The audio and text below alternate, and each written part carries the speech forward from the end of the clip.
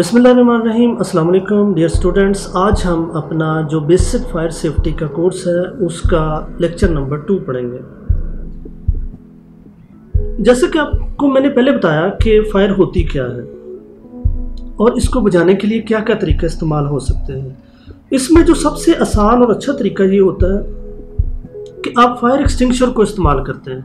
Fire extinguisher एक cylinder में होता है, एक सिलेंडर बना होता है जिसको आप दबाते हैं, उसमें से गैस निकलती है, पानी निकलता है, फोम निकलता है, जो भी निकलता है ये आज हम उसको डिटेल से पढ़ेंगे और उससे आग बुझाने का अमल बहुत आसानी के साथ हो जाता है। लिहाजा आज हम पढ़ेंगे कि फायर एक्सटिंग्विशर की इकसाम कौन कौन सी, किस किस किस्म के आमतौर पर पाए जाते हैं। इसमें सबसे पहले तो एक soda acid water type cylinder होता है जिसमें बेसिकली पानी होता है और वो पानी तेज़ी के साथ प्रेशर के साथ उसके ऊपर पड़ता है और वो आग बुझ जाती है।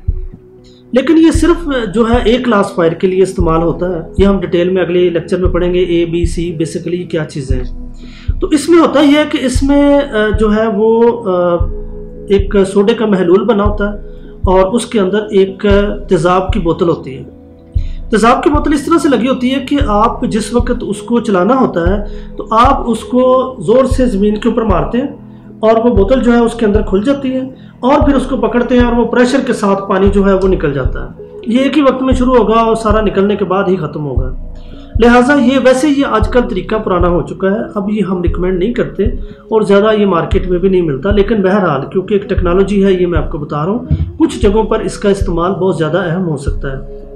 मिसाल के तौर पर जैसे ये कोई कपड़े की फैक्ट्री है, वहाँ पर कपड़े के गोदाम है, घरों में हर जगह पर इसका इस्तेमाल हो सकता है। इसके बाद एक आता है फोम टाइप मुस्तकिल प्रेशर जो सिस्टम है, ये फोम बनाता है। इसमें ऐसे केमिकल्स होते हैं जो फोम की शक्ल इख्तियार कर लेते हैं और वो उसको ऊपर से कवर कर लेते हैं। इसमें बेसिकली एल्युमिनियम सल्फेट है, सोडियम बाइकार्बोनेट है, इस तरह के इसमें केमिकल्स इस्तेमाल होते हैं जो कि एक झाग की शक्ल इस्तेमाल, जैसे झाग होती है ना किसी सर्फ के ऊपर साबुन के ऊपर आ जाती है, तो उस किस्म की ये झाग जो है वो इस्तेमाल होती है। इसके बाद ड्राई केमिकल पाउडर है, खुश्क केमिकल पाउडर होता है सफ़ेद रंग का, ये सबसे ज़्यादा इस्तेमाल होता है। इसको DCP कहते हैं, ड्राई केमिकल पाउडर DCP।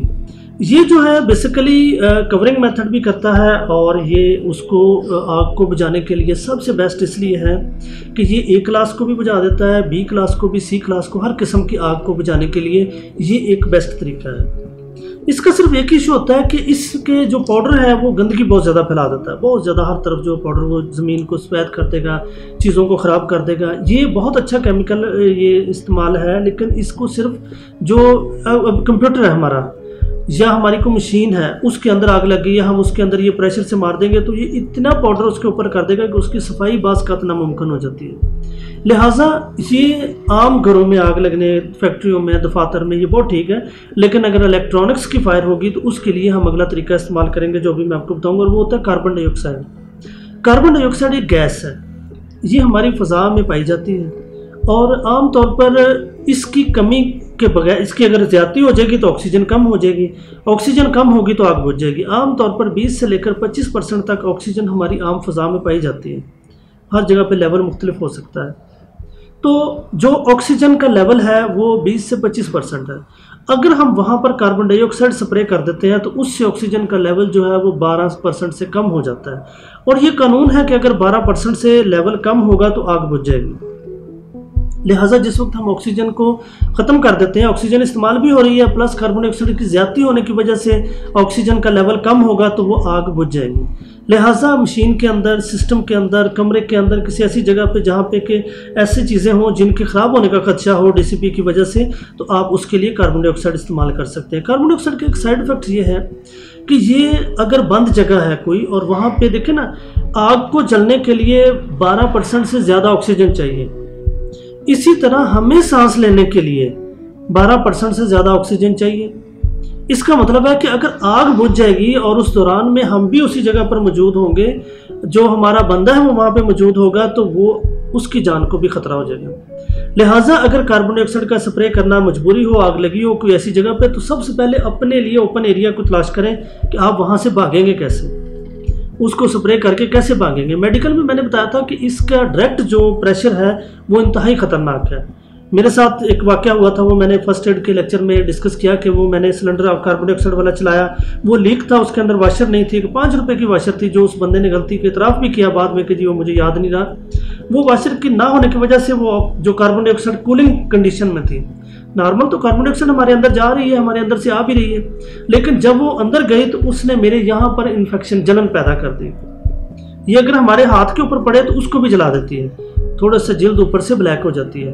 तो वो मेरे अंदर चली गई, मुझे इन्फेक्शन हो गई। वो चंद दिन बाद वो खांसी शुरू हो गई, हल्की हल्की करते करते करते करते करते वो बहुत शदीद बीमार हो गया। तो मैं बहुत सारी मेडिसिन खाई, कोई फ़र्क नहीं पड़ा। एंड पे ठीक कैसे हुआ? एलर्जी की मेडिसिन से 1-2 गोलियां मुझे उन्होंने दी और वो मैंने खाई और वो ठीक हो गया।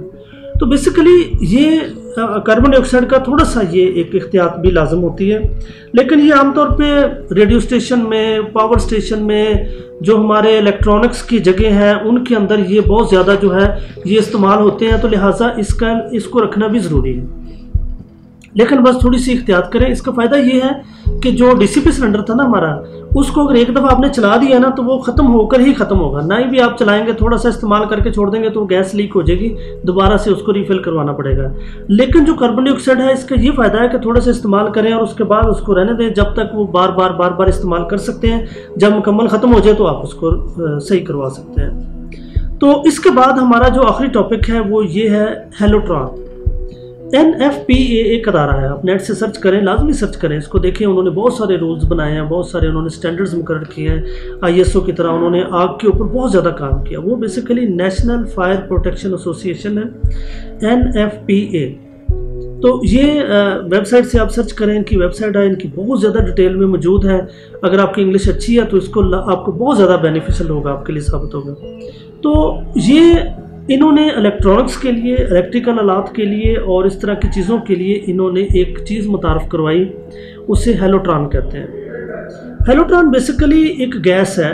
ये हेलोट्रॉन गैस जो है ये हमारी फ्रीज़र्स के अंदर, फ्रिजों के अंदर, कूलिंग के लिए, हमारे AC के अंदर भी पाई जाती है।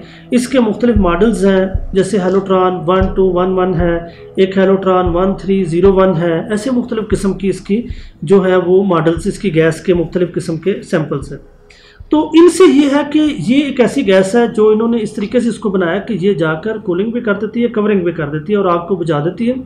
और इसकी खूबी ये है कि ये गंदगी नहीं डालती। ये कार्बन डाइऑक्साइड की तरह बिल्कुल इजी सी गैस है, लेकिन इसका नुकसान ये नहीं है कि इससे सांस रुक जाएगा हमारा। सांस नहीं रुकता। कार्बन डाइऑक्साइड से तो सांस रुकने का खदशा होता था ना, इससे सांस रुकने का कोई खास खदशा नहीं होता। लिहाजा फिर इसको आप अच्छे तरीके से कर सकते हैं। और फिर खूबी ये है कि ये A class, B class, C class, हर तरह की आग के ऊपर ये काम करता है। लेकिन क्योंकि अभी थोड़ा सा ये महंगा है, सिलेंडर जो है इसका तो महंगा होता है, लिहाजा आप इसको अभी नहीं भी परचेज़ करना चाहते तो DCP आपके घर के लिए, ऑफिस के लिए, हर जगह के लिए बेहतरीन है।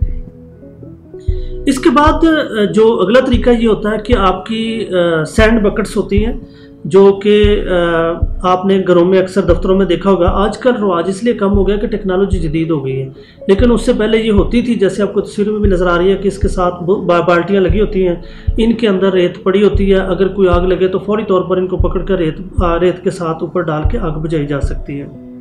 इसमें बाद में इसके आता है फायर ब्लैंकेट, जो लाजमी होना चाहिए। ये कोई बहुत सस्ता सा आ जाता है कि बहुत ज़्यादा महंगा नहीं है। इसमें एस्बेस्टॉस की एक तह इसके ऊपर लगी होती है जो कि आग को लगने से रोकती है। आग नहीं लगेगी, लिहाजा इसको किसी चीज़ आग लगी हो ना, मसल फर्ज करें तो उसके ऊपर डाल दें तो आग बुझ जाएगी। अगर आपने खुद आग में से निकलना है, भागना है, तो आप अपने ऊपर लेकर ये आप भाग के निकल सकते हैं वहाँ से, ठीक है ना। तो अपने जो है ये जैसे आपको नज़र आ रहा है कि ये 2-3 स्टेप्स में होता है कि आप अपने ऊपर जो लेंगे, फिर उसके बाद दरमियान में अगर आग ऊपर है तो अपने ऊपर सर पे ले लें, अगर आग नीचे है तो अपने नीचे से ऐसे करके, जैसे आपको कवर करते हैं किसी चीज़ के साथ, तो वो आप करके इसको इजीली कर सकते हैं। तो ये जो है ये फायर ब्लैंकेट बहुत ज़्यादा इस्तेमाल होता है। इवन आग लगी हुई आग में से गुजरना है आपने तो अपने ऊपर लेकर गुजर जाए, अगर आग को बुझाना है तो उसके ऊपर डाल के इसको बुझा दें, ये आग को बहुत आसानी के साथ कवर कर लेते हैं। ये बहुत ज़रूरी है, इसका इस्तेमाल जो है ये बहुत ज़रूरी है। और नेक्स्ट लेक्चर्स में इसका जो हमारे एडवांस कोर्सेज हैं उनके अंदर इसकी पूरी डिटेल ट्रेनिंग भी मौजूद है। तो ये हमारे टॉपिक्स थे जो है वो कि किस तरह से हमने इसको देखना है, कौन कौन सी चीज़ें हमारे पास अवेलेबल हैं। तो अगले लेक्चर में हम पढ़ेंगे आग की इकसाम के बारे में कि आग किस किस किस्म की होती है और कैसे काम करती है, इसके बारे में डिटेल से हम इंशाल्लाह अगले लेक्चर्स में पढ़ेंगे। अल्लाह हाफ़िज़।